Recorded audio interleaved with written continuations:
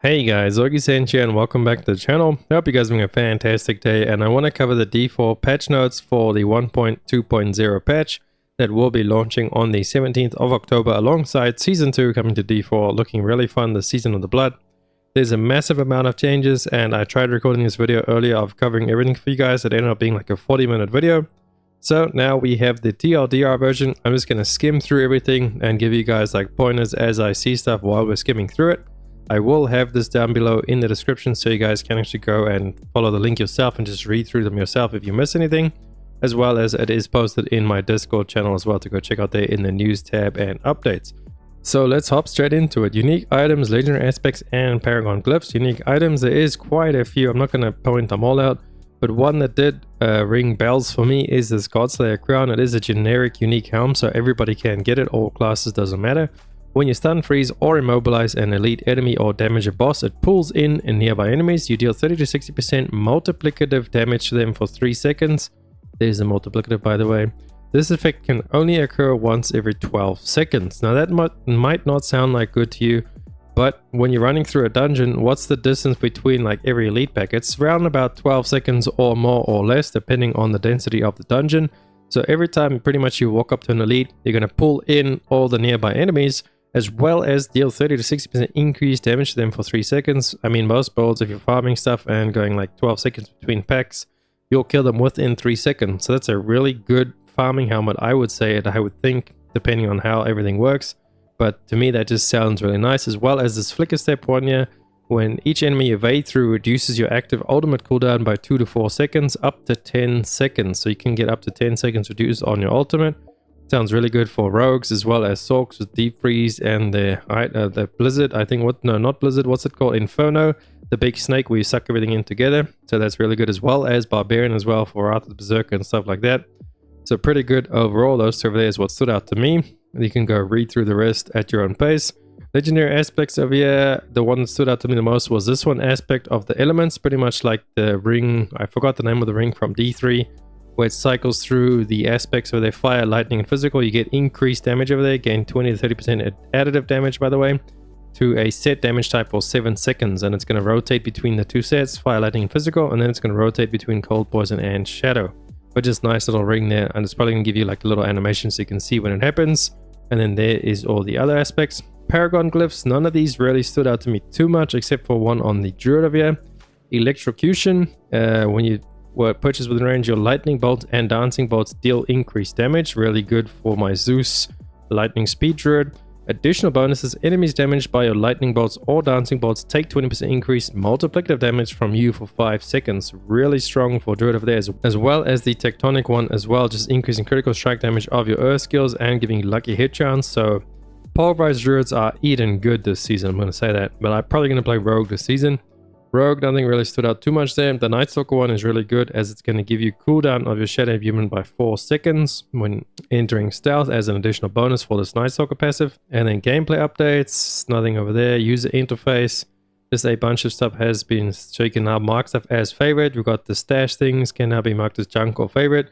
We've also got the 2 character slots being added. The minimap has been zoomed out, so you can see more stuff on it. Auto run's been added. You can hide combat text. Streamer mode is there, and that doesn't matter too much. What else? We got nothing there really matters. Item enchant cost determined, so the enchant costs have been reduced. This is what it used to be before the season. So first enchant will cost you that much. Second enchant quite a lot, as you see that stacks up really fast. And then in the new season after the update and moving forward, this is the first enchant. It's going to cost a little bit more. But look at the second and third enchant, way cheaper than before. So it's going to be a lot cheaper to actually enchant stuff and just get better rolls on them. Moving down, gems also will no longer drop as regular items. You can go to the jeweler and craft them. They'll go to your materials. And you can obviously salvage them to get the materials if you don't want the gem anymore. Moving on, blah, blah, blah. Drop rate of elixir has been reduced. Nobody really cares. Whisper caches, Fiend Rose, Forgotten Souls are not required. Okay, nothing too important. Oh yeah, item ranges have been increased as well. So the new item range for ancestrals is 780 to 925, so we can get much higher ancestrals, and they start at a much higher point. As well as now the new range of sacreds, they still start around the same point, but they are going to a higher point of 750. And then down below is examples of the levels of the mobs. Once you get to level 100 mobs of these, you can see level 100 mobs. The lowest item power they can drop is 830. That's actually pretty huge, as that used to be like higher than the previous highest level. The previous highest was 820. Now at level 100, that's going to be the minimum that they'll be dropping with is 830 to 925 is the range. And then as you push past that level 100, they can actually go up. Over there, see there, 832. That's going up by 1 each level. So then I would assume if you add, 40 or 50 levels on this, we're going to end up with like 880 something minimum item power that you can roll between 880 and 925. Really good. Some Forgotten Soul changes there following loot adjustments. They've changed obviously stuff to loot adjustments there to balance out. Also the gold drops have been increased. As to balance out, you won't be getting sacreds on World Tier 4 anymore. It says over there World Tier 4 will only drop legendaries, uniques, uber uniques, and ancestral rares. And then the same thing for World Tier 3. You won't be seeing anything else except for legendaries, uniques, uber uniques, and sacred rare items. Dungeons. Teleporting to a nightmare dungeon now takes you inside. That was a massive thing for me.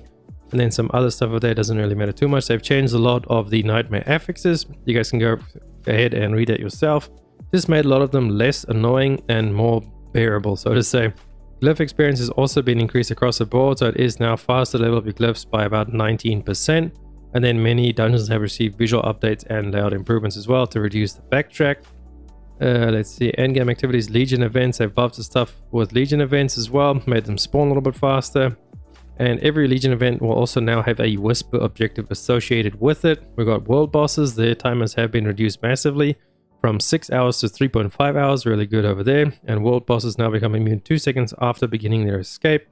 As well as the warning event. This is really nice. That indicates when a world boss will spawn. Now broadcast an hour in advance versus 30 minutes previously. Players are also notified 15 minutes before a world boss spawn. To get 2 notifications, you get one 1 hour before it spawns. And then 15 minutes before it spawns, you get another notification. Journal Silent Chest, this doesn't matter too much. Virus Quality of Light updates. Whisper Caches now reward significantly more gold and increased gem fragments, so good to know. Mounts. There's a bunch of mount stuff. They're just making a mounts, but I never use my mount, so you're going to have to change a lot more than this to get me to use my mount. But I'll try it nonetheless. Moving on, town adjustments are just moving the stuff around in town. Moving everything closer to like portals and stuff, waypoints to make it a little bit easier to get there and disenchant everything. As well as some of the waypoints that will carry over into the new season. Monsters and bosses across the game have been rebalanced around all other changes and slated for Season Plus to ensure the overall difficulty of the game does not drastically change. So with all the nerfs and buffs and fixes and changes and everything they are doing this season, they have adjusted monsters as well, so we won't be feeling like underpowered or weak or nerfed or anything like that. It'll just be a change overall for everybody. And then some more stuff over there if you guys want to read through it. Experience updates, they did update experience as well. So for example, levels 1 to 50 have been unchanged, but levels 55, this is an example of the values of XP you get from monsters. Previously at level 55, 370 experience from monster, now 425. That's a little bit of a gain. Level 70, this is where the massive gains actually really start coming in, from 445 previously to now 700. That's a very big jump. And then at level 90 as well, from 545 all the way up to 850. So big jumps over there in the much later tiers. Experience rewards for completing individual whispers, caches, and grim favors and opening Helltide chests have been increased.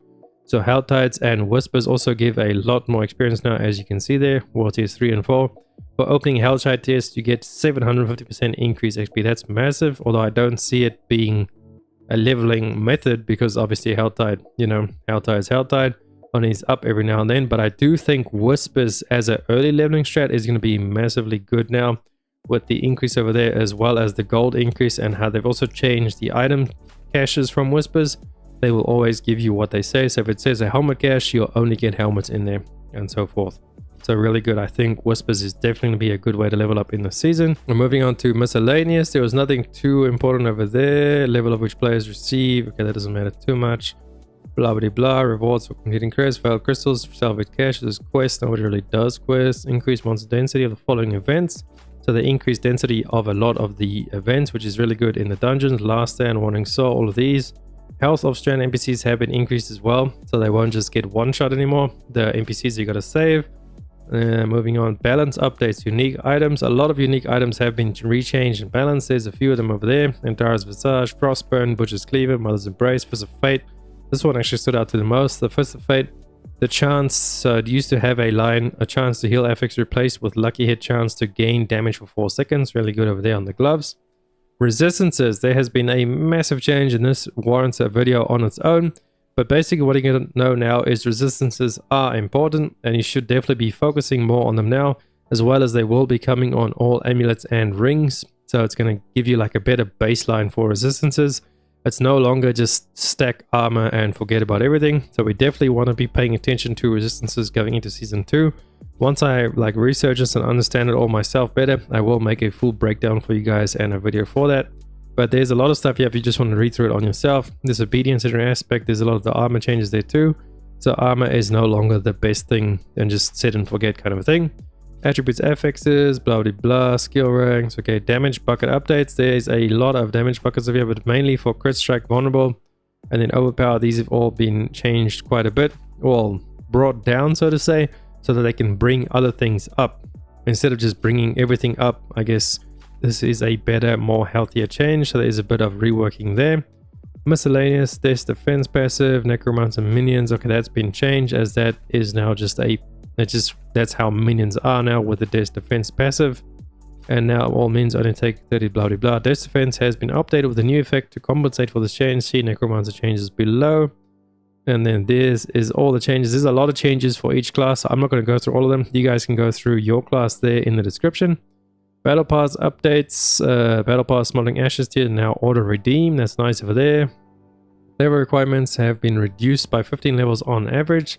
700 platinum, previously up from the 60 platinum, can now be acquired from tiers in the premium battle pass. If you do buy the battle pass, you actually get 700 platinum now. And then we do have all these bug fixes. One that did stand out to me on the druid was fix an issue where innate earthen bulwarks scaled with the target's health instead of with the player's weapon. So that, if I'm reading that correctly, is massively nerfing bulwark druid.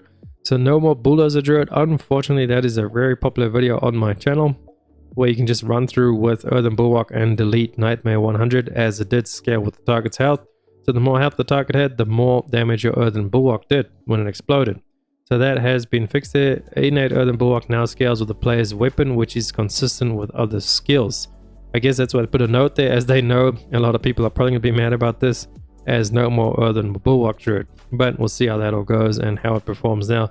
I feel like it's going to be a lot less weaker, because I mean, scaling to your weapon, you'll never get the same damage as what it did when scaling to enemy health bars, especially in like Nightmare 100. Enemy had like level 154, so that's a massive amount of health. And nothing else really stood out to me too much, but there's a lot of good stuff there overall.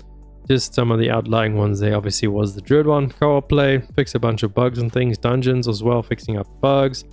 Nightmare dungeons, blah blah blah, events and whispers, gameplay, monster. There's so many changes. Items, fixed issues over there with the strongholds, quests. What else we got? User interface, miscellaneous, and that is it. That's probably still a lengthy video, even though I really try to speed through it. Hopefully it wasn't too fast and you guys could actually understand what I was saying, and that was some of the most important pointers for me. Let me know what you guys think is the most important thing to you down below in the comments for the season. What are you most excited for in season 2? Well, if you're even going to be playing season 2, I would love to have you guys over my Discord channel as well there, so we can build up the community, get some runs going with everybody, and just get everybody playing together and chatting together about games and everything Diablo and just Augiesaint related. Thank you guys so much for being here. I appreciate you all, and if you liked the video, please drop a like and a sub to the channel. Helps me out so much, and I'll catch you beautiful people in the next one. Augiesaint out. Run free and dive into the sky. Hear the